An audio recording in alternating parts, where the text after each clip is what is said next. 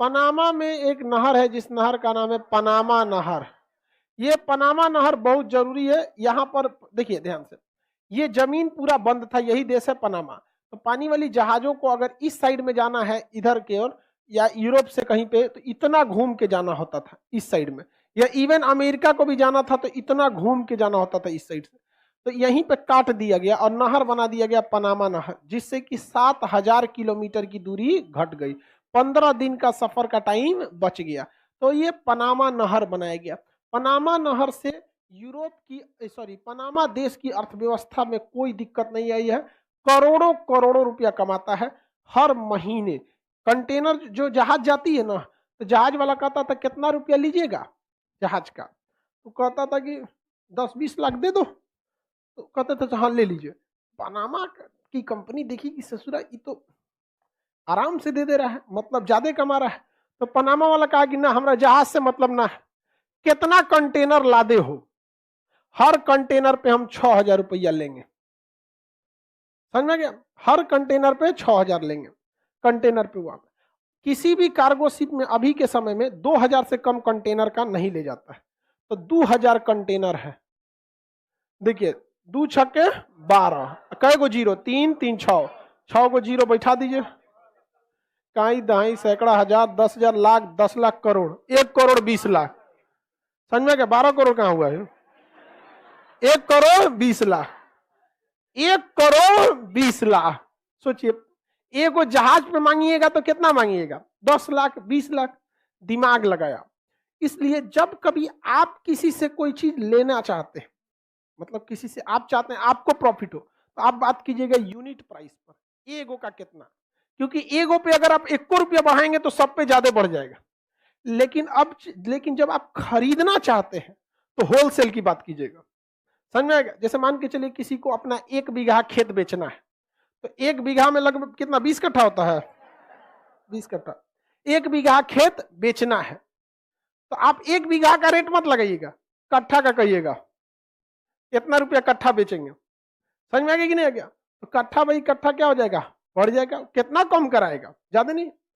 लेकिन खरीदना है 1 बीघा खेत, तू कहेगा कि हाँ हम 2 लाख रुपया 4 लाख रुपया कट्ठा हम बेच रहे हैं, कहिएगा ना कट्ठा खरीद रहे हैं, जो कट्ठा का रेट बता रहे हैं। बीघा का बताइए एक बार, तो बीघा वाला बताएगा एक बार। मान के चलिए अगर 2 लाख रुपया कट्ठा है एकदम खेत का, तो 40 लाख होगा। तो डरे नहीं बोलेगा 40 लाख, ग्राहक भाग जाएगा 40 लाख, कहेगा कुछ कम कीजिए, 40 लाख का है। समझ गया कि नहीं? तो खरीदने टाइम होलसेल, अब बेचने टाइम। हाँ, अभी आप तो आराम से पढ़ लिए कि पनामा नहर, एगो जहाज गुजरा तो कितना गया, 1 करोड़ 20 लाख। और कम से कम 200 जहाज डेली जाता है। 200 जहाज का आना जाना होता है यहाँ पे। 100 को गया 100 को आया। कितना कमाई है दिख रहा है? आप लोग बस इसको नॉर्मल देख रहे हैं, लड़की से खुश है सब इधर। कितना पैसा है तो यहाँ इतना ज्यादा पैसा है इस पनामा नहर में जिसका कोई हद नहीं। पनामा के बगल का एक देश था कोस्टारिका। ये देश कौन सा हो गया है? पनामा। ये रेड वाला पनामा, पनामा ही क्यों बना पाया? क्योंकि पनामा बहुत ही पतला है। तो पनामा के बगल वाला देश है कोस्टारिका।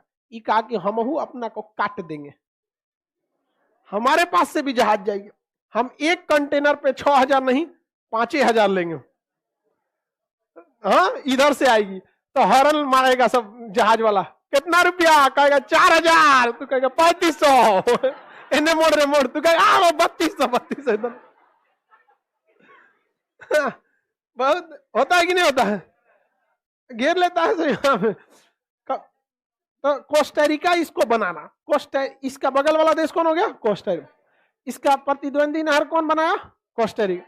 लेकिन कोस्टारिका जितना जेसीबी उसीबी लगाया सब टूट टाट के फेंका गया, तो कोस्टारिका नहीं बना पाया। इसके बगल में देश है निकारागुआ, जो इससे ज्यादा चौड़ा है, लेकिन निकारागुआ बनाने में सक्सेस हो गया।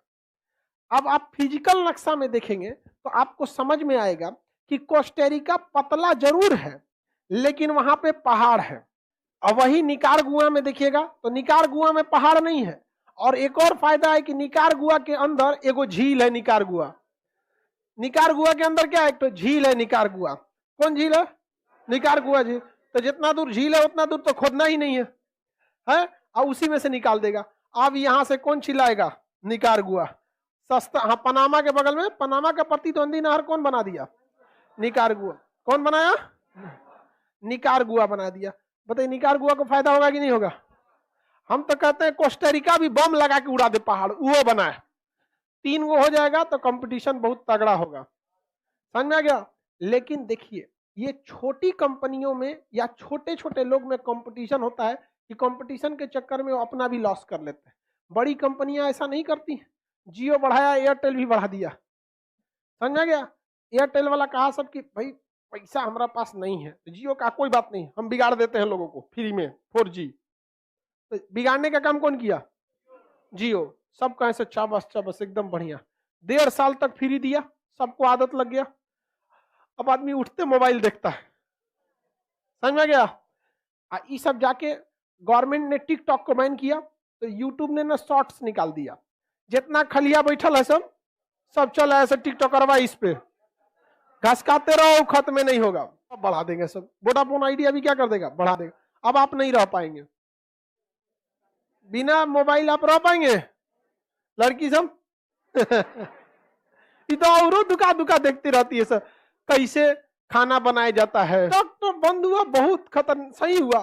कई को आदमी सब साड़ी पहन के नाच रहा था सर, अजब अजब काम कर रहा था। तो इतना जबरदस्त ये नहर है। हालांकि इसको बनाने में भी कई हजार करोड़ रुपए खर्च होते हैं। पता है पनामा नहर का प्रतिद्वंदी नहर कौन बना रहा है? निकारागुआ। और निकारागुआ की मदद चाइना कर रहा है। समझ में गया? और हम लोग कहते हैं चाइना को पीछे करेंगे। बिहार में अभी कोसी पे बांध बनबे नहीं किया, जाके पनामा नहर बनाएंगे। कोसी पे तो नहरे ना बना, बन गया। चाइना बहुत आगे निकल गया क्योंकि वहां पॉलिटिक्स नहीं है, राजनीति वहां नहीं है। हमारे यहाँ देखिए राजनीति को गंदा करके रख दिया। अगर आप डॉक्टर बनना चाहिएगा, एम्स में पढ़ने के लिए एडमिशन लीजिएगा तो आपके घर वाले मोहल्ला वाला शान से कहेगा अरे डॉक्टरी कर रहा है, या IIT वगैरह से इंजीनियरिंग करेगा तो इंजीनियरिंग करता है, BPSC की तैयारी कर रहा है। नेता बनने जाइएगा तो दूर बहल नेतागिरी कर रहा है। जबकि नेता में प्रधानमंत्री है, जो आप UPSC निकाल के भी उसके नीचे रहिएगा, लेकिन वो आपके लिए गाली बन गया है। क्यों? क्योंकि जो वहां गए हैं लोग ना, वो रद्द कर दिया, वहां जाके रद्द कर दिया। आप तो नेतागिरी कीजिए ना, कदूर ससुरत नहीं गई। इसमें भी एगो मैक्सिमम अटेम्प्ट होना चाहिए।